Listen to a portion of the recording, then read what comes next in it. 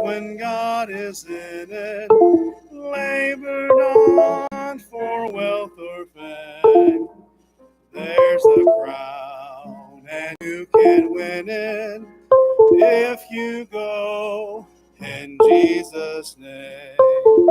Does the place you're called to labor seem so small and little known? It is great if God is in it, and He'll not forget His own. Little is much when God is in it. Labor not for wealth or fame. There's a crown, and you can win it if you go in Jesus' name. When the conflict here is ended, and our race on earth is run, He will say, if we are faithful, welcome home, my child, well done. Little is much when God is in it. Labor not for wealth or fame. There's a crown, and you can win it if you go in Jesus' name. Amen. Think about that. Don't let that song get out of your mind. We're gonna be preaching. I'll be preaching on that tonight a little bit. I hope you've all had a good week. I am very impressed. I'm very excited about the preachers conference that we had here at our church. Brother Wayne texted me and said how much he appreciated everything. We've got 2 letters and thank you cards. Yes. Should I actually I'll do those Sunday morning. That way everybody can hear them. Yes, I'll put them up here, and that way we won't forget them. Yes. But there's already been a lot of people who have said, thank you, buddy. Good job. Yeah.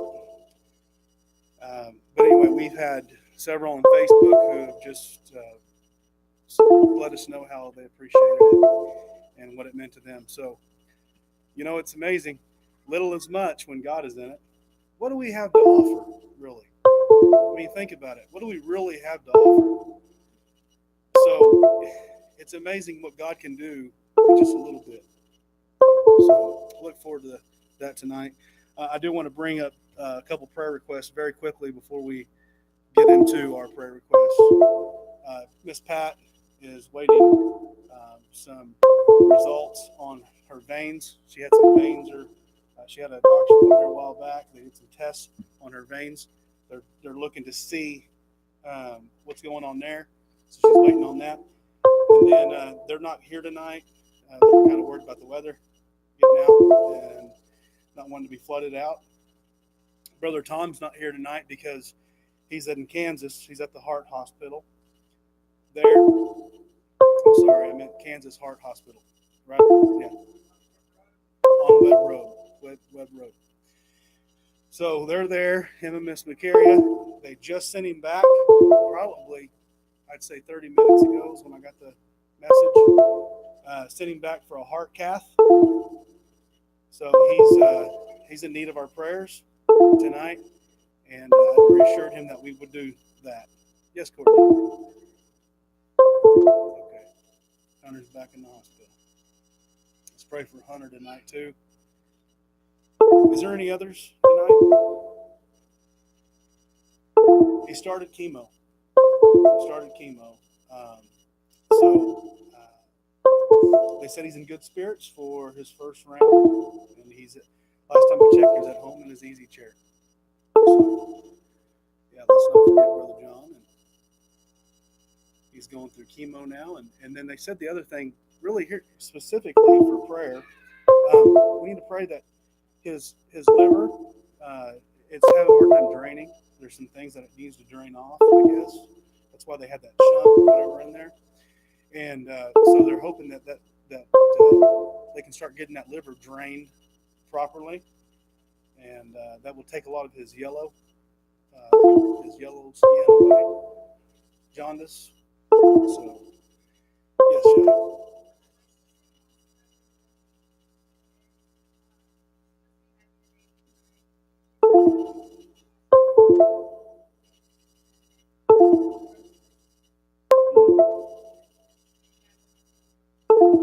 Yes,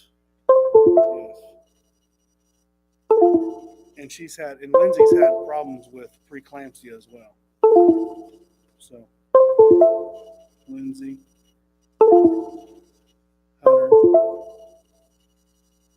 John, Tom, Pat, and Dad. Any others tonight? Jessica Gowdy. Yes, thank you, Shy. Jessica Gowdy is on her way back, right? From Minnesota. From the, is that right, Brother Dave? Mayo Clinic. And that's Minnesota. Yes, she's having a tumor removed, and then some other things as well. Gotcha. Okay. Yes, Miss Sherry.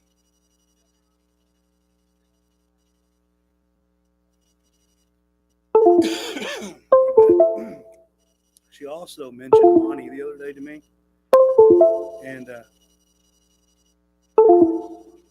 Monty's her boyfriend, and he's going through some difficult times, I guess physically. He's having some health problems, and I told her we could pray for him. Absolutely. So Monty, and that's Stacy's boyfriend. Brother Dave.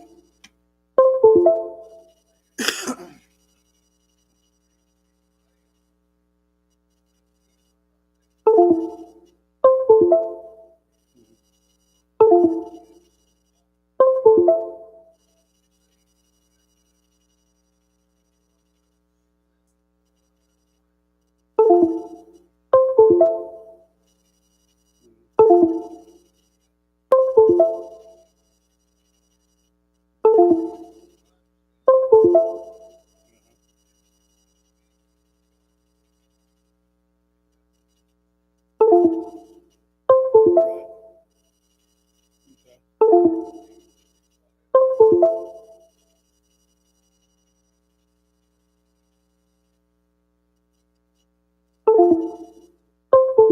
All right, we can pray for Jessica. How's the Sandoval's? Amen. Glad you're here.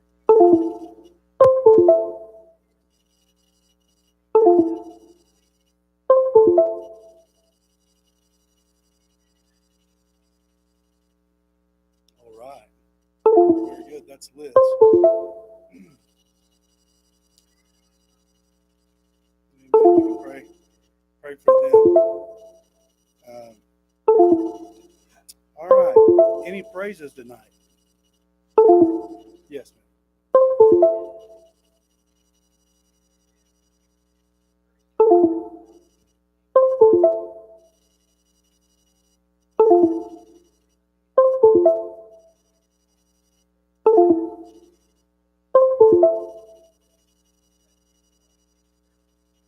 Very good. Good. Praise the Lord. Answer prayer. Any other praises? Thankful to be here tonight. Thankful to be here with you. And also, we do have a small prayer request. Our car has been through the ringer, and it's still not right. It's at the shop, and we won't get it back in time to leave. But Brother Ron and Miss Sherry have been so kind to let us borrow their van again. I feel like I own it halfway. They might want payments on that. I don't know. Yeah,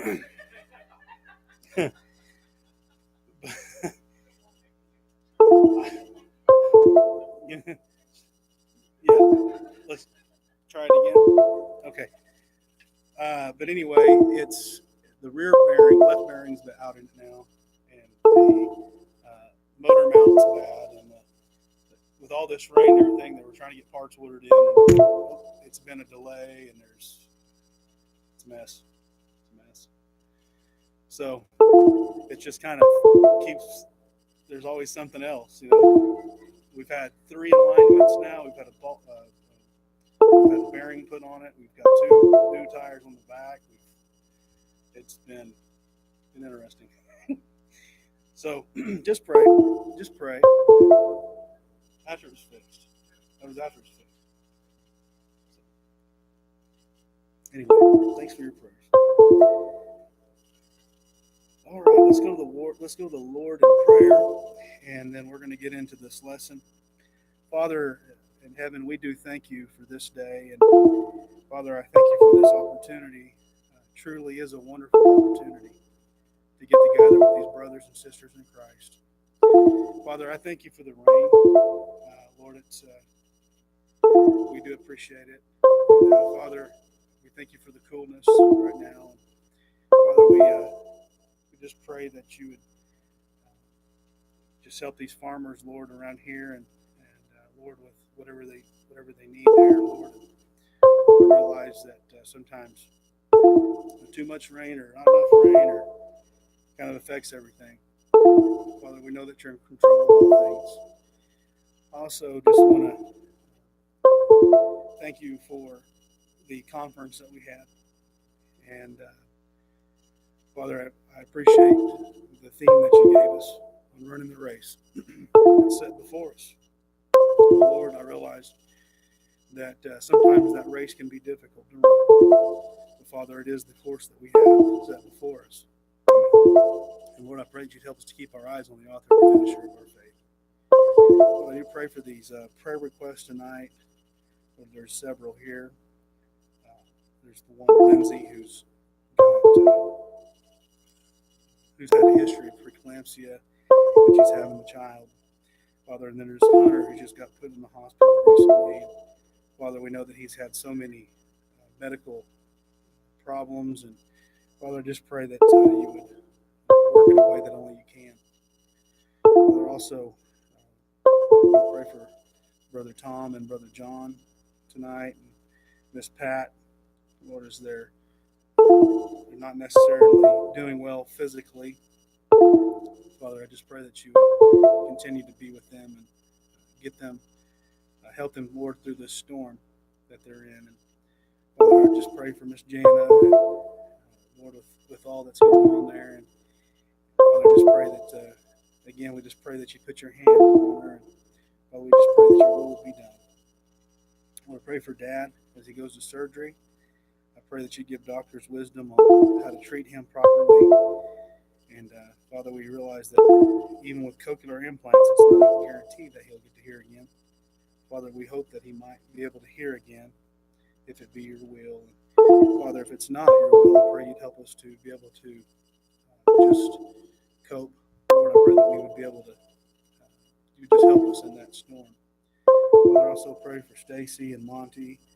Lord, I just pray for them and that you would help Monty's physical problems, and then also Stacy's sickness here lately. And Lord, we want to thank you for the Sandoval's being here tonight, and what a blessing that is to see that they want to be in your house. Father, I just thank you for that.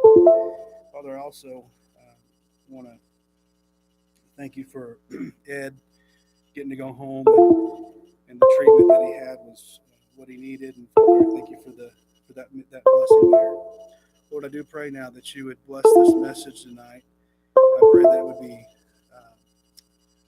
exactly what you want. Father, I pray that, Lord, I pray you can be glorified in it tonight. I pray these things in Jesus' name. Amen. Okay, if you would open your Bibles to 1 Kings, chapter 17.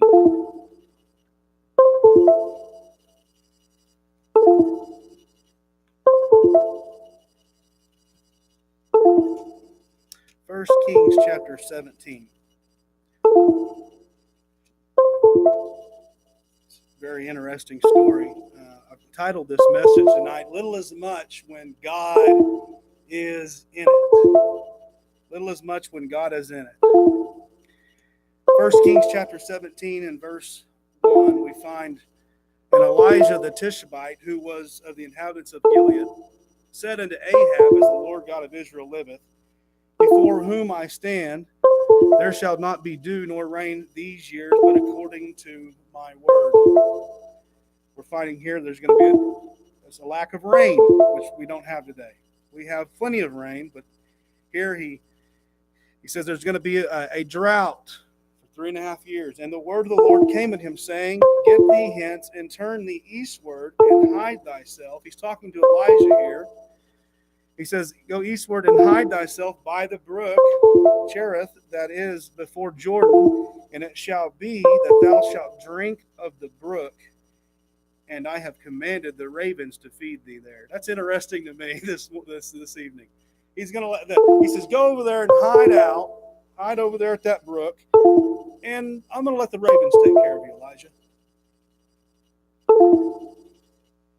I'm sorry, but it's hard to wrap my mind around that when I saw that for the first time. Go over there and hide, and we're going to do this drought, and here's this one of probably the evilest kings in Israel's history, Ahab, and there's going to be a drought here, and he's dealing with Baal and all these things, and Jezebel, and that wicked wife of his, Jezebel, and all these things.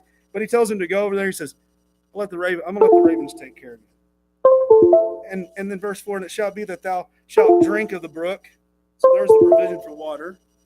And I have commanded the ravens to feed thee there. So he went and did according unto the word of the Lord. For he went and dwelt by the brook Cherith, that is before Jordan.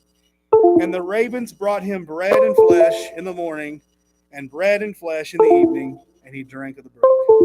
It came to pass after a while that the brook dried up, because there had been no rain in the land. Exactly what God said was going to happen. And the word of the Lord came unto him, saying, Arise, get thee to Zarephath, which belongeth to Zidon, and dwell there. Behold, I have commanded a widow woman there to sustain thee. So it gets a little bit better. I mean, still he's gonna be taken care of by a widow woman. But to me, a raven seems a little, that seems a little odd, a little strange. I'll let the raven take care of you. But then he goes and he says, Here, I'm going to have this widow woman sustain thee. And it's still a miracle, it's still a wonderful thing that God is able to use this lady for provision to Elijah. So verse 10 says, So he arose and went to Zarephath, and when he came to the gate of the city, behold, the widow woman was there gathering of sticks. And he called to her and said, Fetch me, I pray thee, a little water in a vessel, that I may drink. And as she was going to fetch it, he called to her and said, Bring me, I pray thee, a morsel of bread in thine hand.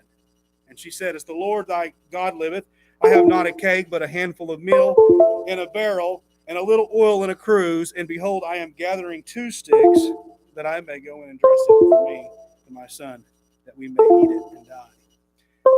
Guys, things are scarce here. Things are very scarce here. I got a handful of meal and just a little oil. We're going to gather these sticks, and we're going to go out and we're going to eat these things. And then guess what? There's nothing else. We're going to die. I think it's interesting also that he goes to this widow woman who happens to be a Gentile. He goes to this woman. She's a Gentile. And by the way, so was Jezebel. Jezebel was too. Matter of fact, this woman was in the country he was going to hide at, was in this country where Jezebel was from. Isn't that interesting?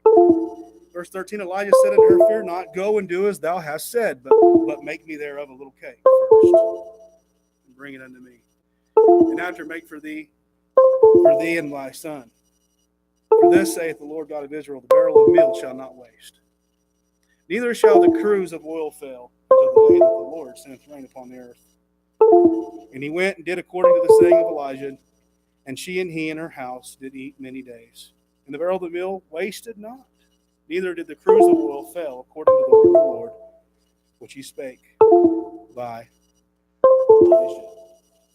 Let's go back here a little bit. I want to pull out a few things here from Scripture tonight. Little as much when God is in it. Little as much when God is in it. Guys, we're better off with nothing and let God bring the rest. We're better off with very little than a lot. It seems to me that God can use very little a lot more than He can when we bring a whole lot, or when we think we're bringing a whole lot. So in verse 4, He says, "And it shall be that thou shalt drink of the brook, and I have commanded the ravens to feed thee there." God can provide for us, and I think we'd all agree here tonight, He can provide for us in very unique ways. You know, it's kind of interesting to me. I wonder how many people here tonight could raise their hand and say, God provided for me. And I bet you have some unique ways, too. I bet you there's some ways that, boy, you were wondering how this was going to be taken care of, and God somehow, very uniquely, provided for you. I'm not preaching prosperity gospel tonight. I'm saying that, hey, listen, sometimes God delivers us. Sometimes God does not deliver us for certain things. Listen, so many times we say, God, deliver us, and we expect that. But here's the thing. Sometimes God says no. But here He chose to. He said yes. He said yes. I'm so glad that God says yes. I'm so glad that God says no. And I'm so glad that God says wait. And I'm so glad that God provides in ways I never could imagine. Could never imagine. Could never imagine. The children of Israel here were provided for before by God's giving them manna. Think about that for a moment. Water from a rock in all kinds of unconventional ways. So why did He provide with a raven?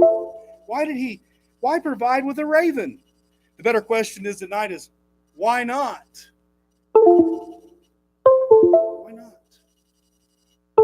Because He's God. That's why.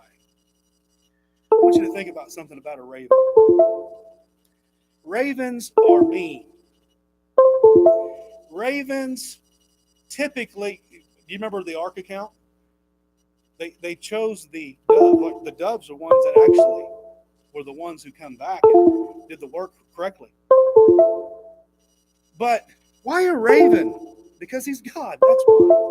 Sometimes God provides for us in ways that you and I can never understand. I have a couple little quotes here from Matthew Henry commentary. First, to acknowledge the sovereignty and power of God over all the creatures. That's why.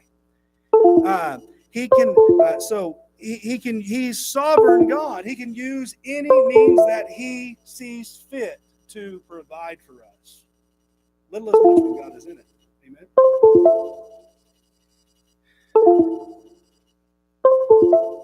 He can make what use He pleases of them, either for judgment or mercy.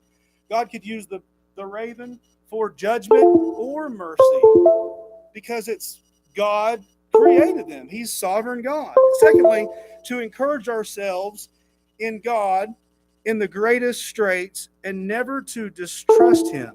He that could furnish a table in the wilderness and make ravens purveyors, cooks, and servitors to His prophet is able to supply all our needs according to His riches in glory.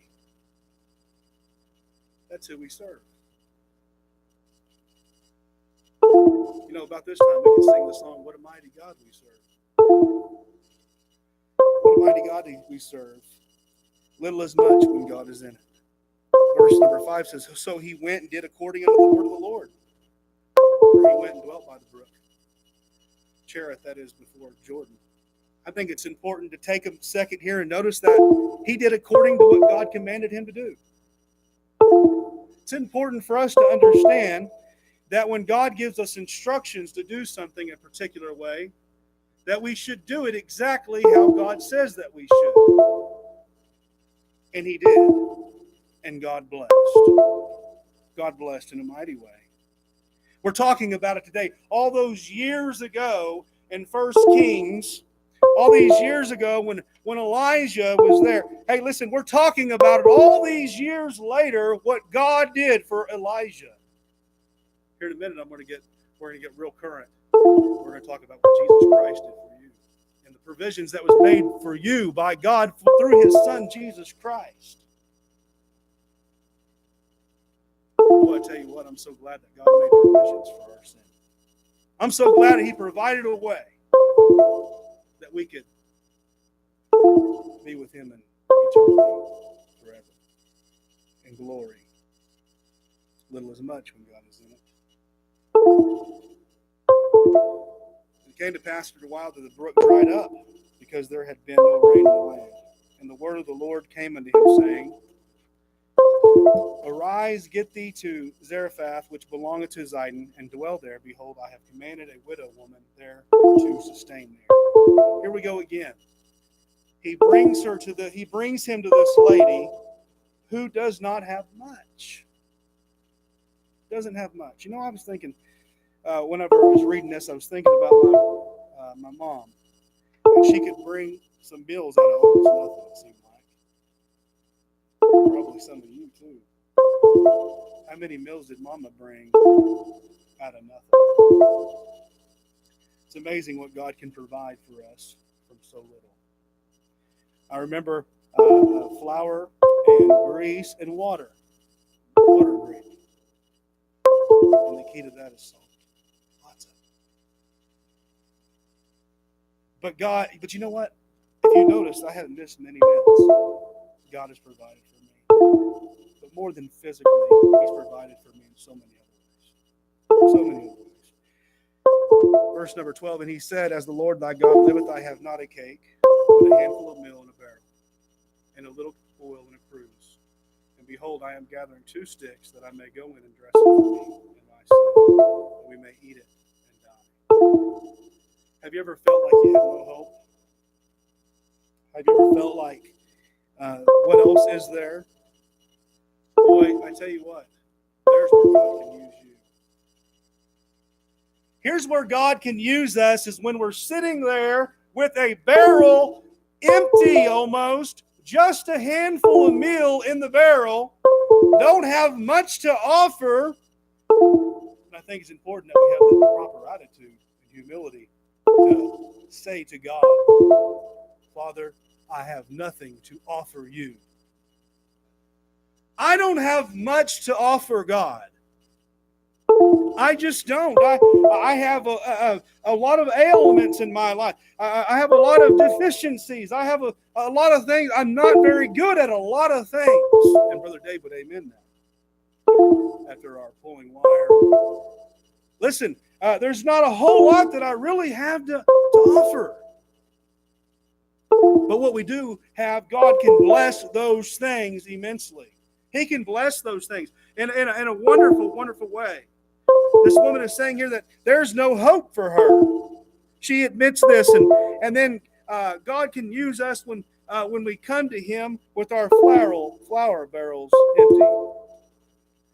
At our bottom, you know, I think it's interesting that most people that come to Jesus Christ as the Lord, when they accept Jesus Christ as their Lord and Savior, they're not on top of the mountain, if you know what I'm saying. Typically, they're in the jail cell. Typically, their marriage hit rock bottom. Typically, things haven't been going real well. And there was no hope, it seemed.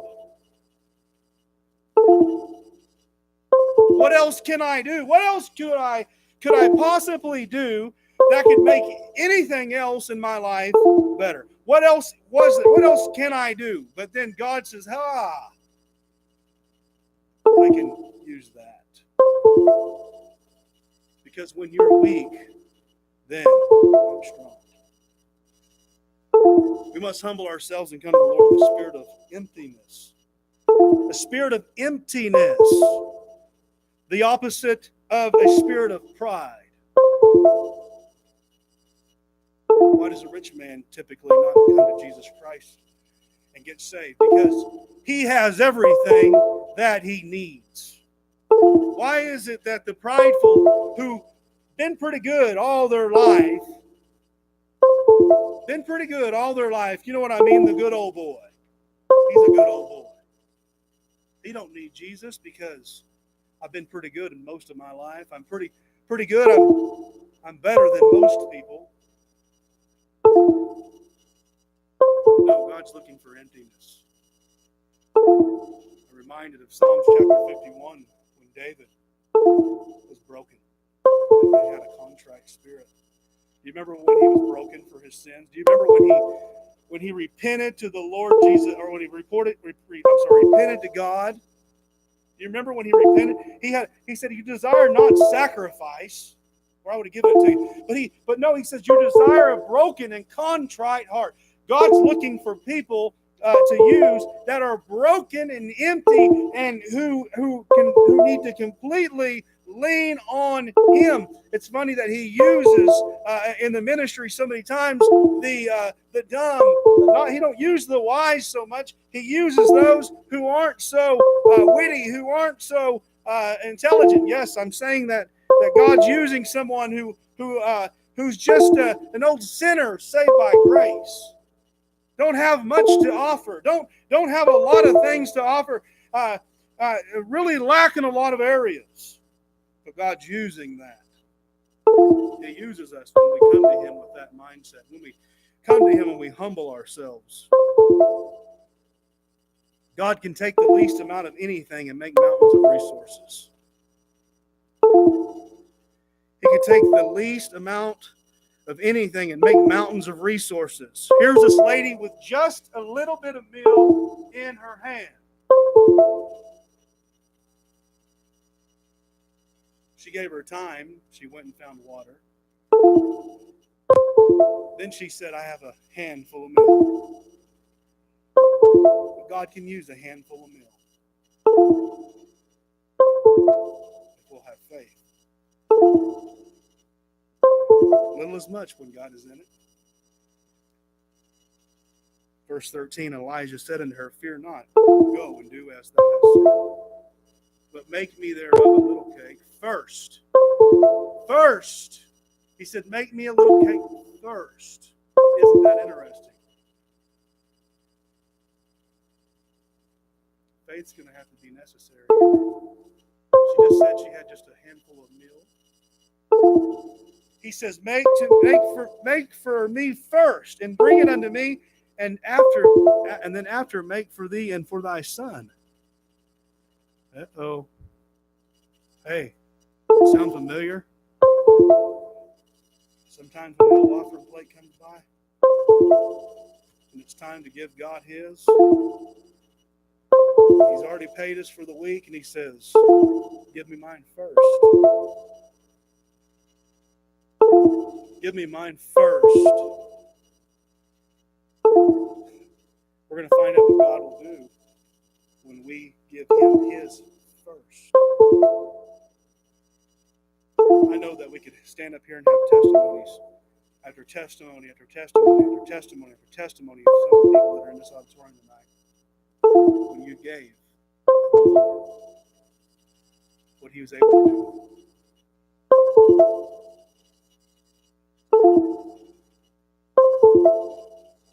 God will bless us if we give Him His portion first.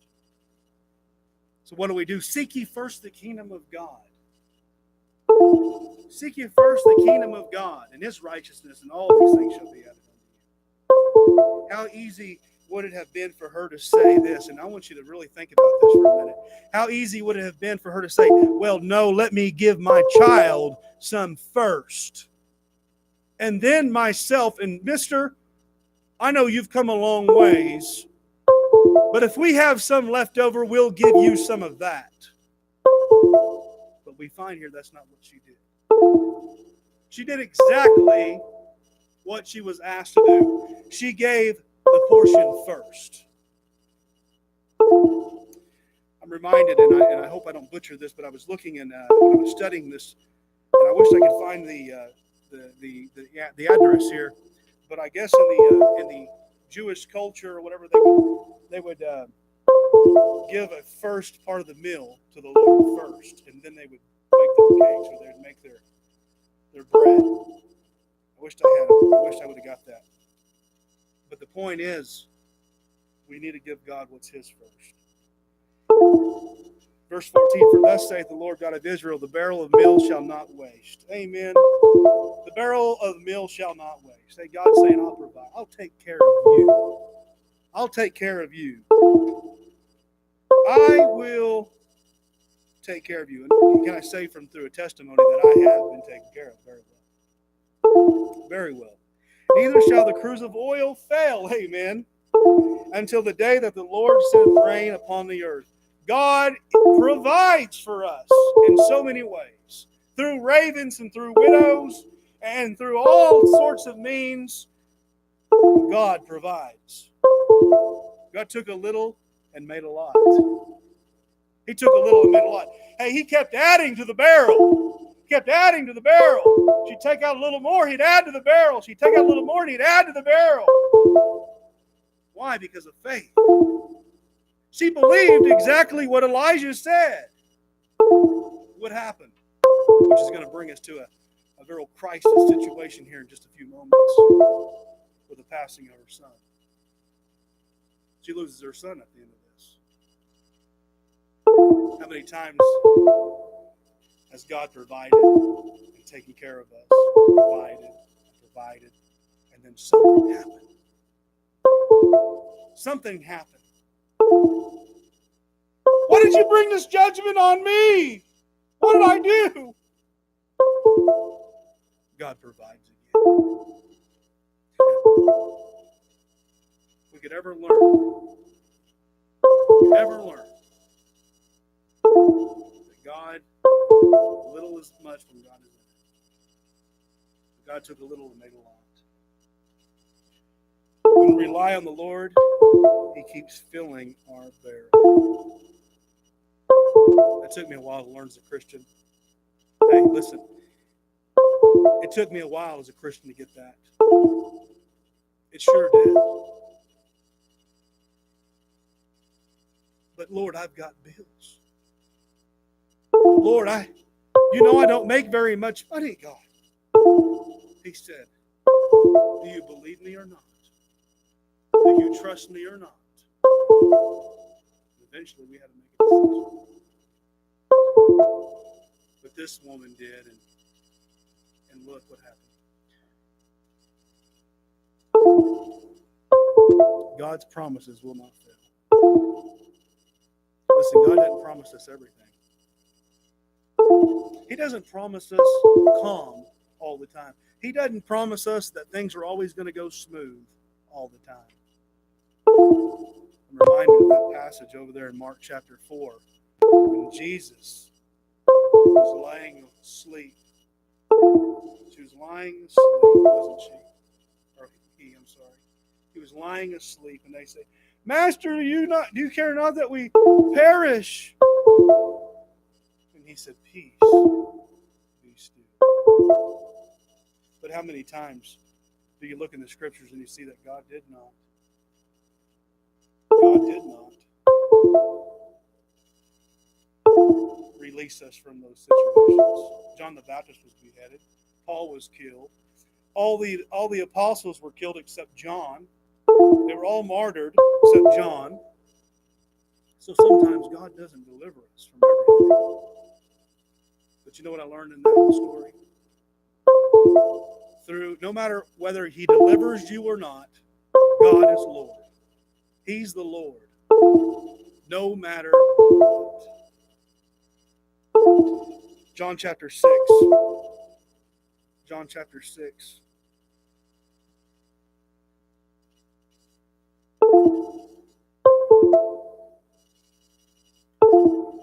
I'm thankful for the bread of life. John chapter 6, verse 49. He's provided us with some bread. Amen. Number 49. Your fathers did eat manna in the wilderness and are dead. This is the bread which cometh down from heaven, that a man may eat thereof and not die. I am the living bread which came down from heaven. If any man eat of this bread, he shall live. Turn the page. Forever.